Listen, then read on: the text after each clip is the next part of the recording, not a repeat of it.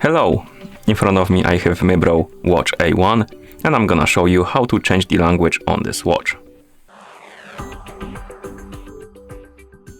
First, we need to wake up the screen on our watch, and you can do it by pressing the home button. After you wake up the screen, press the home button again to open the menu. Now scroll through the menu and find the setting icon. Once you find it, tap on it to enter the settings. Then scroll down, find the language option, and once you find it, tap on it to enter.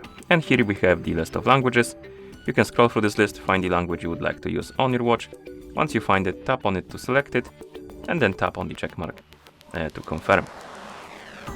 As you can see, the language changed. And once you're done, you can press the home button to go back to watch face, like this. And that's how you change the language on this watch. Thank you for watching. If you found this video helpful, please consider subscribing to our channel and leaving the like on the video.